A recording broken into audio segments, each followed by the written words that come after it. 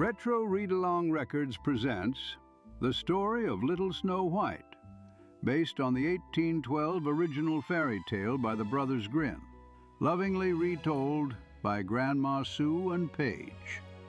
Today's story is rated Wolf for repeated peril, a vengeful queen, and the harsh justice that follows. To read along with your very own storybook, visit retroreadalong.com. I do believe that's Oscar's cue for me to begin our story. Welcome to the classic fairy tale library of P.A.I.G.E and Grandma Sue. You'll know it's time to turn the page when you hear this sound. Now snuggle up, grab your book, and get ready for a bit of magic. Once upon a time, in the heart of winter, a queen sat sewing beside a black wooden frame. Outside, snowflakes drifted through the air. She pricked her finger, and 3 drops of blood fell on the snow. "Oh, how lovely," she whispered. "If only I had a child with skin as white as snow, lips as red as blood, and hair as black as ebony." Not long after, the queen gave birth to a baby girl as beautiful as she had wished. She named her Snow White. But the queen's joy was brief, for soon after the child was born, the queen died. Time passed, and the king took a new wife. She was beautiful, but proud and cruel. Each morning she stood before her magic mirror and asked, "Mirror, mirror on the wall, who is the fairest of them all?" The mirror always replied, "You, my queen, are the fairest of them all." She smiled at the words, certain no one could rival her beauty. With each year, Snow White grew lovelier still. She was cheerful, gentle, and kind. Birds seemed to sing more sweetly in her presence. Even the stern castle guards could not help but smile when she passed. All who met her adored her, and in the shadows, the queen's envy of the girl quietly grew. One morning, the queen stood before her mirror. "Mirror, mirror on the wall, She asked. who is the fairest of them all?" But this time the mirror did not give its usual reply. "You are fair, my queen, it is true. The mirror said, But Snow White is 1,000 times fairer than you." The queen's heart burned with jealousy. What began as envy soon twisted into something cruel. She called for a huntsman.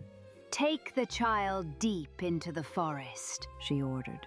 and do not let her return. Then, in a cold voice, she added, Bring me her lungs and liver, so I will know she is gone forever." The huntsman led Snow White deep into the forest. He raised his knife, but she looked up at him with such innocence and sorrow that his heart softened. "Run," He whispered. "and never come back." To deceive the queen, he killed a wild boar and brought its lungs and liver back to the castle. That night, the wicked queen had them boiled and salted for her supper. Snow White ran through the forest, her heart pounding. Thorns tore at her cloak. Sharp stones pressed her bare feet. She ran deeper and deeper until the trees grew thick and the path was gone. At last, just as the sun dipped low behind the hills, she came upon a small cottage nestled among the shadows of the trees. She stepped through the door and looked around.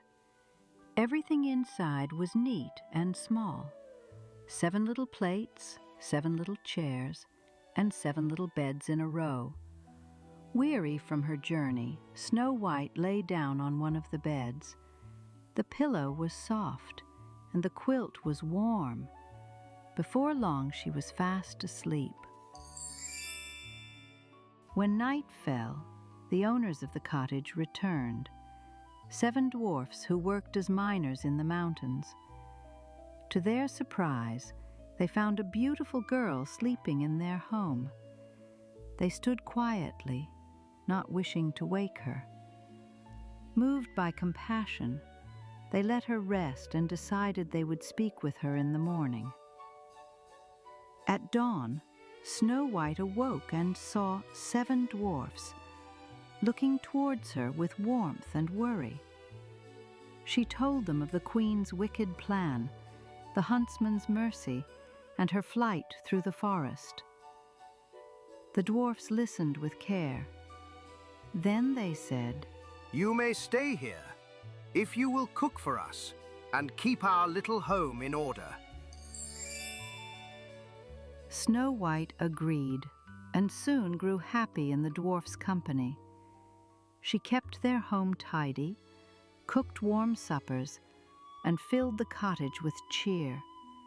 And each morning, as the dwarfs left for the hills, they gave her the same warning. "Be careful, dear one, and open the door to no one. Your stepmother may yet discover where you are and come for you." Back at the castle, the queen was certain Snow White was gone forever. One day, before her mirror, she asked again, Mirror, mirror on the wall, who is the fairest of them all? The mirror replied, You are fair, my queen, it is true. But Snow White, beyond the mountains, living with the 7 dwarves, is 1,000 times fairer than you. The queen's fury blazed. The huntsman had lied.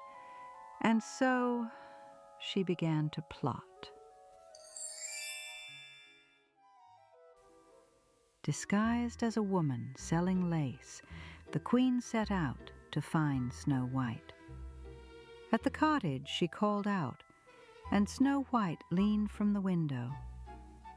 Beautiful laces, fine silks, all colors and kinds. Seeing no harm in supporting a working craftswoman, Snow White let her in and chose a shimmering lace. A lovely choice, The woman said. Let me lace it around your waist. She pulled once, then tighter, and tighter still, until Snow White gasped for breath and fell still. The dwarfs returned just in time.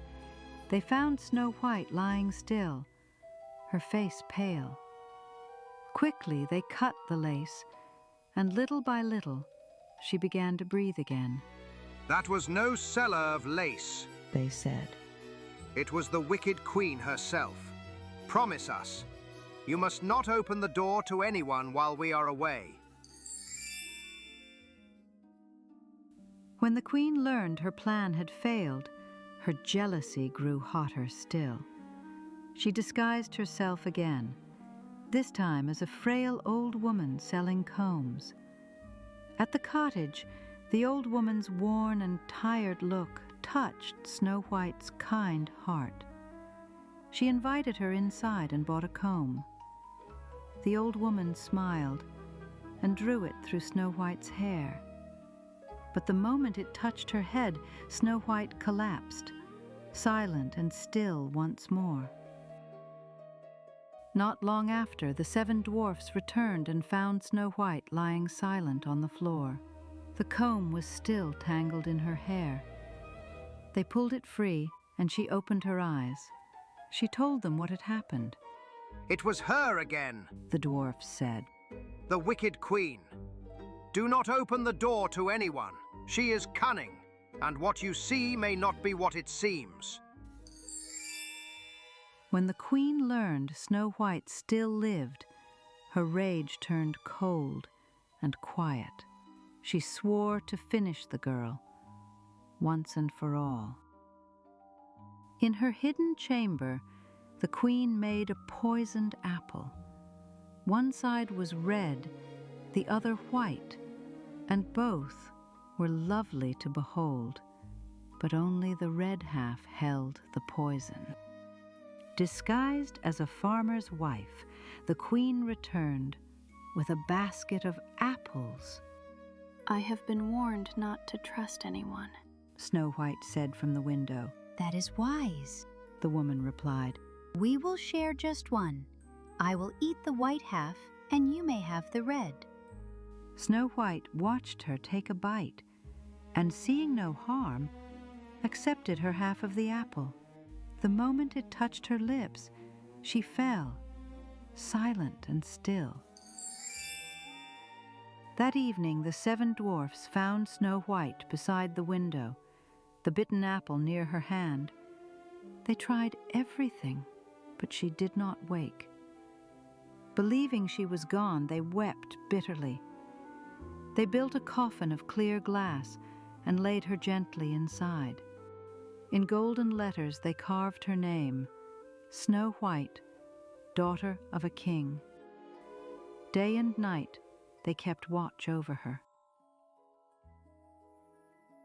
One day a prince passed through the forest and saw a glass coffin resting beneath the trees. He stepped closer and read the golden letters, Snow White, daughter of a king. Her face was peaceful and fair, and his heart filled with love. I can see how dearly you loved her, he told the dwarfs. Let me take her to my castle, where I will keep her safe. With great care, the dwarfs lifted the glass coffin. The prince's servants carried it through the forest. But one stumbled on a root, and the coffin slipped. The sudden jolt dislodged a piece of poisoned apple from Snow White's throat. She stirred, opened her eyes, and gasped softly.